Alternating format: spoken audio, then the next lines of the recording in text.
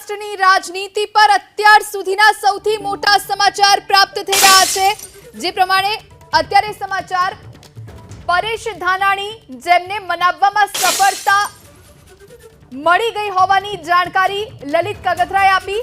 રાજકોટ લોકસભા બેઠક પર રોચક જંગ નક્કી છે। પરસોત્તમ રૂપાલા ભાજપ તરફથી ઉમેદવાર છે, તો જો ભાજપ ઉમેદવાર નહીં બદલે તો કોંગ્રેસના પરેશ ધાનાણીની શક્યતા છે અને તેમને મનાવવાના દાવા પણ સફળ થયા હોવાની જાણકારી પ્રાપ્ત થઈ રહી છે।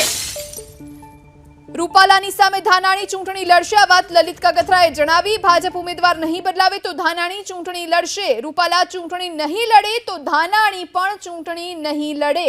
રાજકોટમાં ભાજપના કડવા સામે કોંગ્રેસના લેઉવા પટેલની ટક્કર। ભારતીય જનતા પાર્ટીનું નેતૃત્વ વહેલી તકે રાજકોટમાં દીકરીઓના સન્માનને ઠેસ પહોંચાડનારા નેતાઓને હથિયાર હેઠા મુકાવવા માટે અપેક્ષિત છે। જો એ હથિયાર હેઠા નહીં મૂકે તો નવીન મહાભારતના મેદાનમાં એ ગીતાનો સાર સાંભળવા તમારો આ કાર્યકર્તા તૈયાર હશે એટલો કહીશ।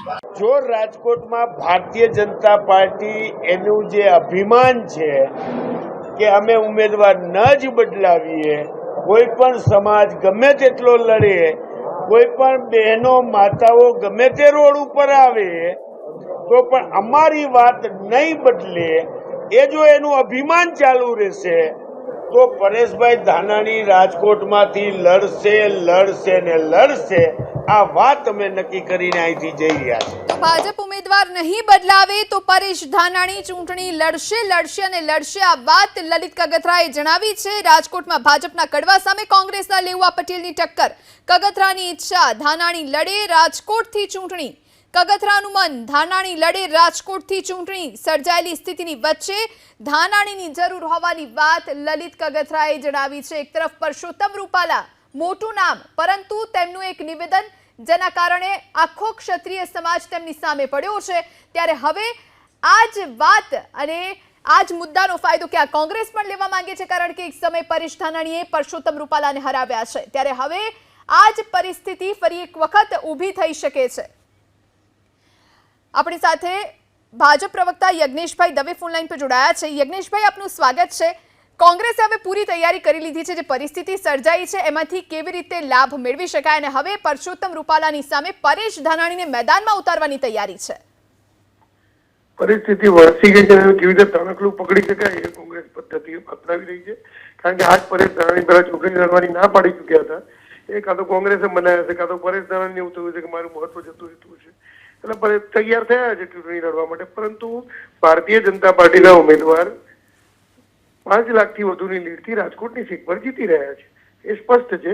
કારણ કે ભારતીય જનતા પાર્ટી સાથે જનતા છે, ભારતીય જનતા પાર્ટી સાથે મતદારો છે, ભારતીય જનતા પાર્ટી સાથે નરેન્દ્રભાઈ મોદી છે અને ભારતીય જનતા પાર્ટી જે વિકાસના કાર્યો કરે છે કાર્યો ભારતીય જનતા પાર્ટી મતદારોની સાથે છે। એટલે ટૂંકમાં કોંગ્રેસમાં નેતૃત્વ નથી, કોંગ્રેસમાં નેતા નથી, કોંગ્રેસની અંદર કોઈ દિશા નથી, કોંગ્રેસની અંદર કોઈ મતદારો નથી, કોંગ્રેસની અંદર કોઈ જનતાનો સાથ નથી।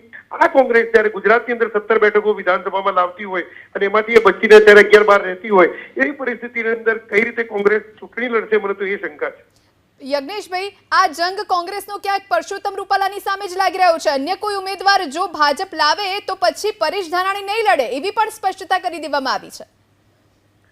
હવે કોંગ્રેસનો વિષય છે, કોણ પણ ન લડે આવી કન્ડિશનો ભારતીય જનતા પાર્ટીમાં હોતી નથી। ભારતીય જનતા પાર્ટીના ઉમેદવારો એ આજે દેશ માટે, દેશના વિકાસ માટે ચૂંટણીમાં પ્રક્રિયામાં ભાગ લેતા હોય છે। એ કોઈ વ્યક્તિગત ભાગ નથી લેતા કે આ વ્યક્તિ લડતો જ હું લડીશ, ના લડીશ। આ બધું જે ખરું એ બધું કે ના નાચવું હોય તો આંગણું વાંકવું, એના જેવો પદ્ધતિ છે આ કોંગ્રેસની છે।